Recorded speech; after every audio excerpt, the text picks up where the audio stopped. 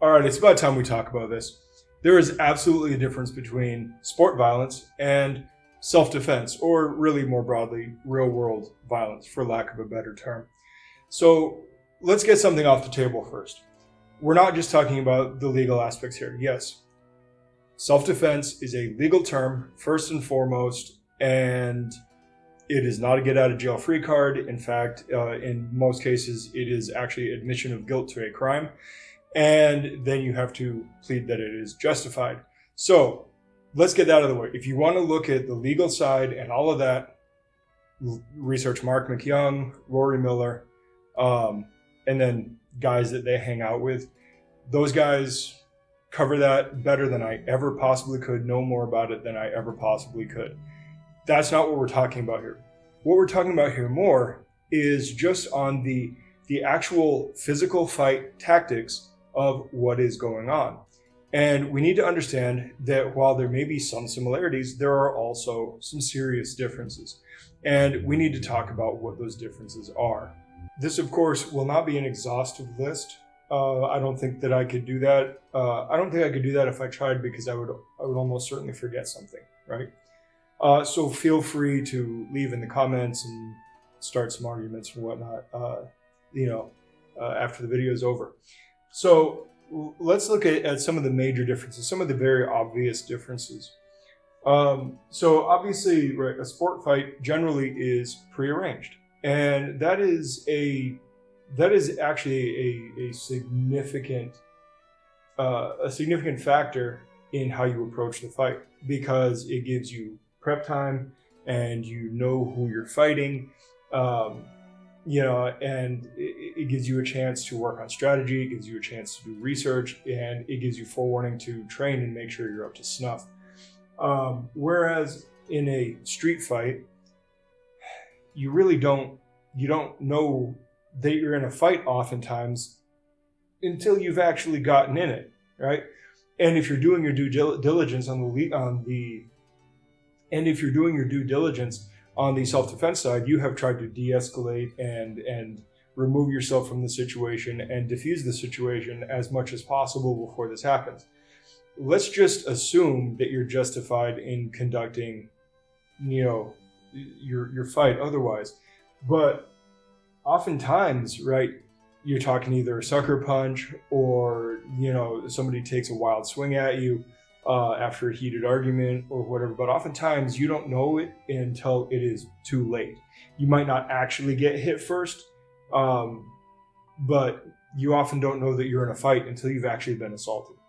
And then that also brings in, right, we already mentioned that in a sport fight, you generally know your opponent, but you don't necessarily know your opponent in a street fight. I mean, sometimes you do, right? It could absolutely be your friend got too out of their brain or whatever, you had a falling out.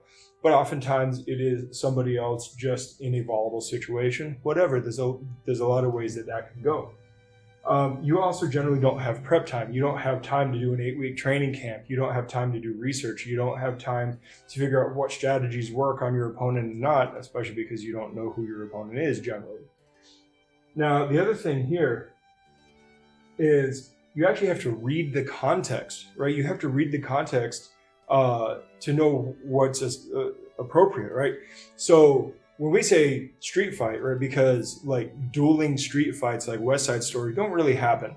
So you're often talking, you're talking sometimes, bar fights or whatever, or, sports game riots, that kind of stuff. But then oftentimes you're talking about a mugging, you're talking about domestic assault, you're talking about attempted murder. There are a number of other ways that can happen. You could also be in one of the professional contexts, like on the low end, you could be a bouncer, or you could be a corrections officer or a security guard. In the middle, you could be a law enforcement officer. You could be a soldier engaged in warfare, and all of those contexts have different rules of engagement and different expectations. And you have to be able to read the scenario and know what your role is in that. And oftentimes, again, you don't have time to think about that. And that's a major, major difference. Now, the next thing we have to talk about, since I brought it up, right, is rules. everybody likes to say, oh, there's no rules in a street fight. There absolutely are. They're called laws. Laws are a really, really important set of rules because you don't get to escape from them unless you don't get caught. So, and the consequences of breaking laws tend to be much steeper than the consequences of breaking rules in a sport fight. In a sport fight, when you know the rules going into it, you know the expectations going into it. There's usually a meeting of personnel before a fight. And then the variables are limited because of those rules. And that's usually in the name of safety and longevity of the fighters and all that. And it's also to make the action more exciting for the spectators. Most sport fights are spectator sports, and there are expectations of like, don't rush across the ring and just knock the guy out in one move because people are paying for this and they want an exciting fight. One of my old teammates actually got in trouble with the promoter because he just charged across the ring and choked the guy out, and the fight lasted 11 seconds. They're like, you do that again, we're not gonna bring you on for another fight. So yeah, rules and expectations, they're not a bad thing, but they fit within a context. In the streets, you have laws, and then you also have social norms, right? Depending on like what part of town you're in, what group of people you're dealing with, what individual you're dealing with, there may be certain expectations, and that's going to also shape what's going on in a fight, because certain types of conduct may influence whether or not somebody interferes or not. Certain types of conduct may influence whether or not somebody comes after you afterwards or not. Whether it's legal or not, those social norms are still a sort of unspoken rule, whether you're part of that community or not. And that does actually influence the fight. And if you're not aware of that, you may be blindly walking into that. So there's a problem there as well. Now, I wrote down time and underlined it on both of these, right? In a sport fight, you have time, right? Not only do you have a limited duration for each round and each total fight, but you have time to feel out your opponent. Because you know that the variables are limited, you have a time to feel out your opponent, see what you can coax out of them, see what you can get them to give away. You're really in there using your first few seconds up to your first round as kind of a lie detector test to kind of see what you can tease out of your opponent to try to shape your strategy in the moment, in context. Because whatever you did pregame might have been okay, but then fine tuning happens in those first few seconds or even up to the first round. You don't have that in a street fight, because in a street fight you're talking, and please, I'm going to say this again and again and again. I'm not telling you to go out and get into illegal street fights. What I'm saying though is if you're in a bar brawl, a back alley fight, a schoolyard scrap, a riot after a soccer game, whatever, time is not your friend. You don't have time. You have to be able to read the context, make a decision, and act on it in an extremely short amount of time and hope that it's the right decision. You don't have time to kind of, stick and jab and move and float like a butterfly, sting like a bee. You don't have the opportunity to do that, at least not most of the time. You have to just get it done. And that is a huge difference, right? So in one sense, on the sports side of things, you learn how to fight. On the street side of things, you have to learn how to finish a fight. And it's a small difference, but it's a huge difference. Now, another thing we have to look at, right, is you have a referee in a sport fight. And I mean, you also have the judges and you have the governing body of the organization and all that. And those are the people who get to decide if you fight for them or not, how you get paid, what penalties for misconduct there are and all that. And that's all fine. But directly interfering in the fight, you only have the referee. And the referee is there to make sure that things don't go too far, to make sure that everybody's staying on target, on game, right? He's a manager for the fight conduct itself. In a real world fight, you don't have a ref. You don't. But there's loads of possible interference. Loads and loads of possible interference. And the reason that there's that possible interference, again, goes back to that kind of laws and social norms, right?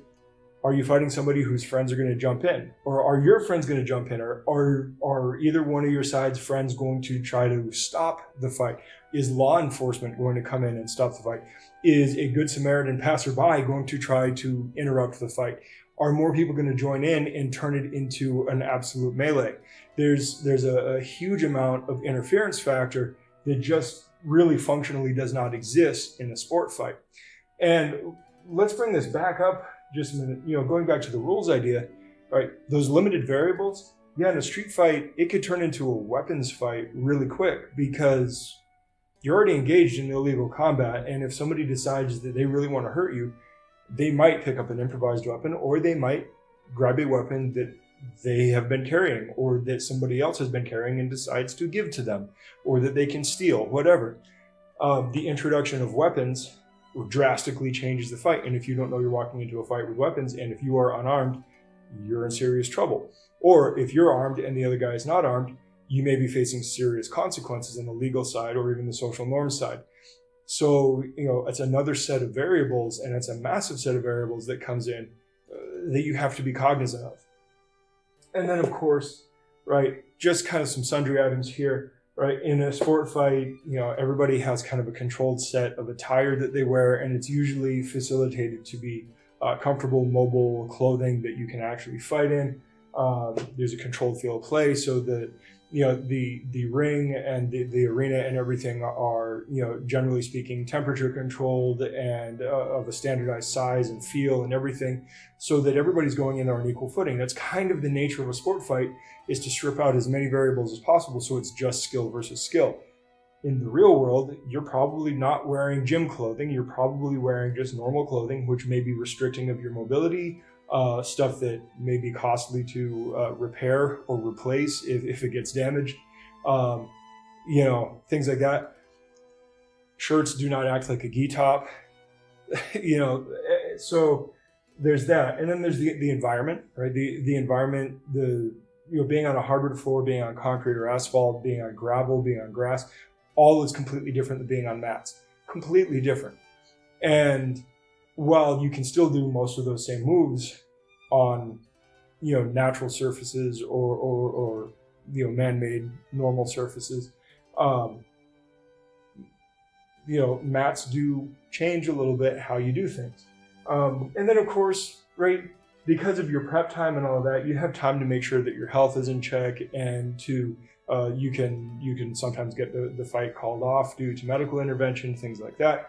Whereas in the real world, the guy you're fighting doesn't care if you have a cold, doesn't care if you have a twisted ankle or a bruised elbow or whatever. You're just going to have to deal with it and move on. There's no mouth guards, there's no groin protectors. So safety equipment's out there. Like, you have to take those things into consideration. So what are we ultimately getting at, right? Are we saying that MMA is no good for self-defense, or kickboxing is no good for self-defense, or jiu-jitsu or wrestling are no good for self-defense? No, that's not what we're saying at all, right? And you ask those guys that I mentioned earlier, right? Mark McYoung, Rory Miller, those guys will tell you those things are fine. You can train those things just fine. What you need to do, though, is put them in their proper context, right? Yes, a punch is a punch is a punch. And if the situation calls for you to punch somebody, I hope you have a good one, right? Whether you got that from boxing or karate or wherever, it doesn't matter, right? If it's the right tool for the job, it's the right tool for the job. And you can go on down the line with every single one of those techniques you train. However, it has to be the right tool for the job. And that's really what we're talking about. We're talking about tools for the job. Are you in the right context? Are you using the right tool for the right job? Yes, sometimes you just have to make things work, and I get that. I say it all the time. If it works, it's not wrong. That's fine. However, don't get yourself in legal trouble or in social trouble because you decided that one thing is a catch-all for everything, because it's not. And the number one thing that you have to understand about all of that is context. If you understand context, if you understand that a mechanics tool set is not going to help you out erecting a building, for the most part, right? Trying to build a house with a set of wrenches generally doesn't help you. but it's not that that set of wrenches is bad. It's just for a different context, and that's all we're talking about. So it's learn the context and learn what is going on and what's appropriate and what's not. Please, by all means, practice MMA, practice kickboxing, practice wrestling, practice jiu-jitsu, practice Aikido, practice, FMA, practice reality-based self-defense, go and do 3-gun shooting. All of that is fine. There's nothing wrong with any of that, but understand where the context is. Context is number one, always. All right, I'm done with that, and I will talk to you guys later. Good journey. Hey, thanks for watching. Like, subscribe, share, do all the other social media stuff. You can check out our other socials as well as take a look at some of the merchandise that we have for offer in the links below. And if you happen to be in the Phoenix metro area, stop in, come in for a class, come in just to say hi. We'd love to meet you. Until next time, good journey.